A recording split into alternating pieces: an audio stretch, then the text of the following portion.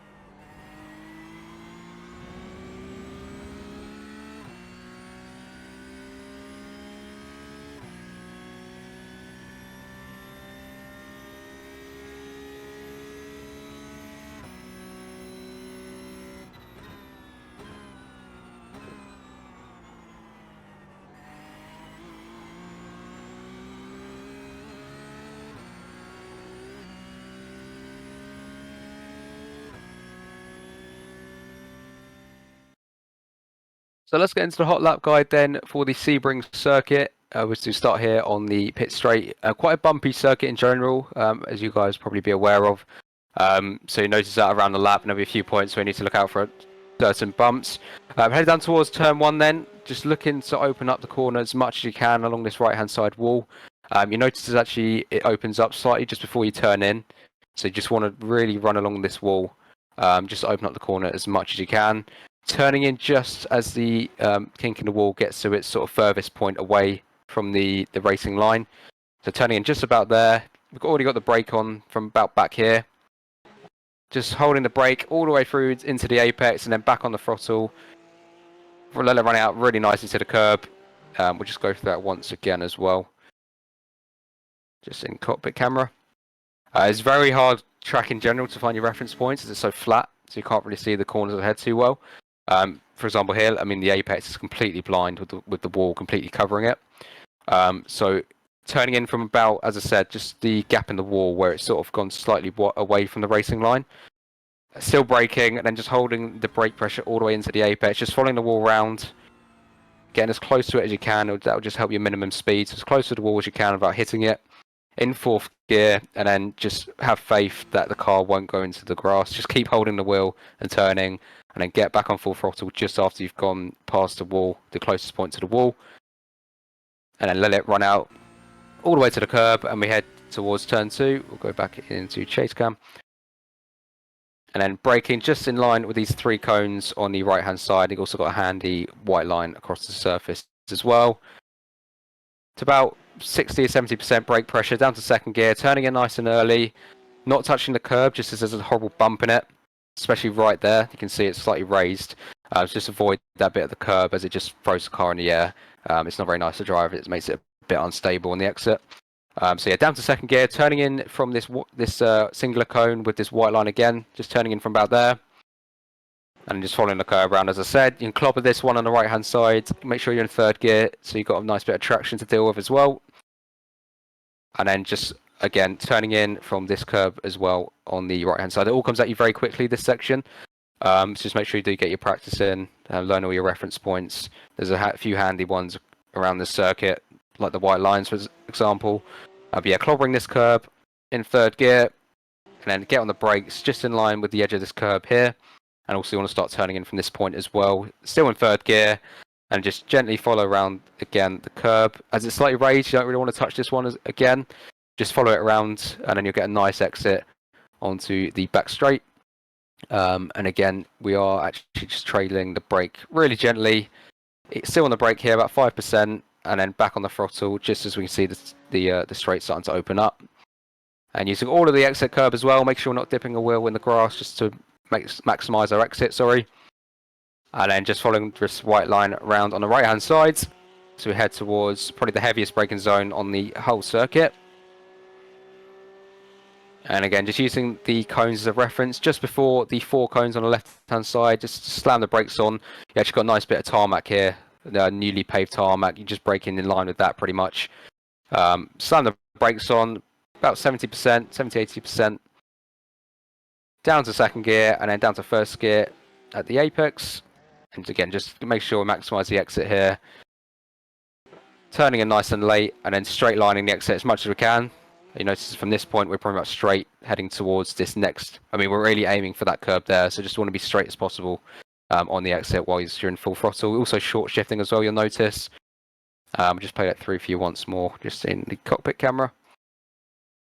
So yeah, down, braking in a straight line completely, trailing off the brake pedal as well. Down to first gear, still on the brake pedal here, still on the brake pedal, and then release it as we apex.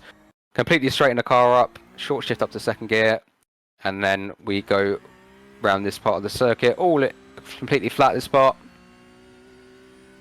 Follow the left-hand side curb as well. And again, using the cones as a reference, just in line with these 4 cones on the left-hand side, we're just starting to brake there. About 70%, down to second gear, again, avoiding the curb, just following the yellow line around, sorry. And then full throttle as early as we can. Rather than opening up this next section and being over here, you want to just throttle, get on the throttle here as early as you can. We're on the throttle about here. Just looking to go to the edge of this curb here. And then hop over this curb slightly on the left. And just follow the curb around here. Let the car drift out slightly and bring it back to the left-hand side for the next braking zone. Just looking to brake here, just in line with the edge of this curb here, or just before slightly. So you don't want to use these cones really as a reference for this one, as you're just going to go straight on and miss your braking point. So just in line with the end of this curb. Down to third gear on apex. You can also notice the track sort of falls away at the apex slightly. So you can use that bit of undulation at the apex to get the car turned nicely. Just make sure you are aiming for the yellow line again. Not really touching the curb again. You don't really use the curbs too much around here, as you probably noticed. Just notice again, we're just in that little bit of camber on the inside there, which helps the car rotate. If you do go wide here, you do lose quite a lot of time, so I suggest braking maybe slightly earlier than you think, just to make sure you make the apex and get a really nice exit. The exit here is really important, just as it's got this long straight leading to the final sector. Completely flat round here, all over the curb, just to open it up as much as we can. Hop over this curb as well, and then get our braking done in a straight line, just in line with the end of this curb again. And braking in a straight line, about 60% on the brake, down to third gear. Apexing with this curb, you can actually get your wheels sometimes slightly over these ones, a bit more than that. It'll find you a bit more time, just take a better line. And then again, hopping over this one to open up the right-hander onto the back straight. So make sure you really compromise the entries to maximize the exits here. So it's a bit of a Mickey Mouse section, very long version of a chicane really. So make sure we're not too far out here, otherwise we're going to compromise the next left, and then that will in turn compromise the right. So just make sure we're in the middle of the track here, so I can open up this next one, hop over the curb, and then as much to the left as possible. You can see it's slightly darkened, the racing line here, so you're looking really this section of the track to open up this one. And then hopping across this curb really nicely, and then on the full throttle, all over the curb on the exit, and then flat out towards the last corner. Arguably the trickiest corner on the track, for me at least. I'll just show you what I mean in the cockpit view.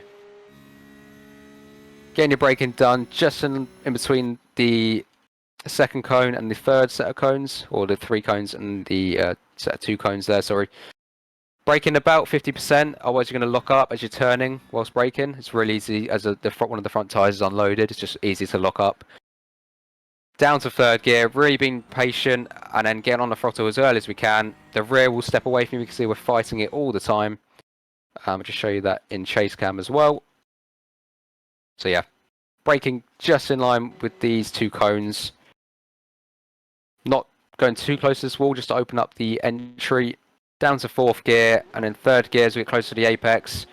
Getting all our braking done here, because we're really focusing on the exit here. Back to full throttle as early as we can. The rear's going to step away from you. Use all of the... I mean, look at that. That's about as close as you can get. I mean, let's see if we get a better angle of that. It's about as close as you can get. That is about, yeah, about half a foot. So that's pretty much the limit. There's also a horrible bump there as well to contend with, but it's pretty much fine. Should be flat out.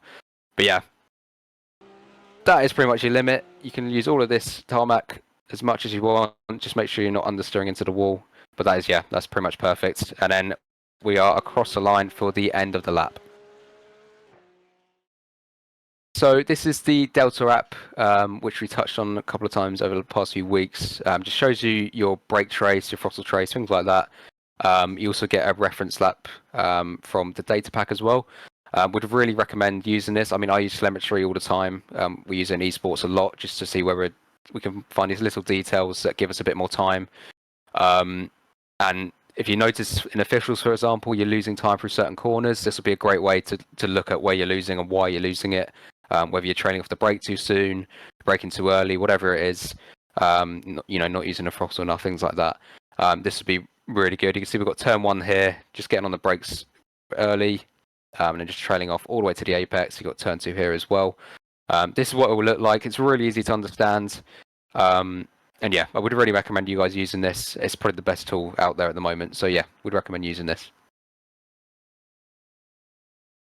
So that was the hot lap guide then for week 4 at the Sebring circuit. I hope that was useful for you guys. Obviously check out all the latest data packs on coachdaveacademy.com.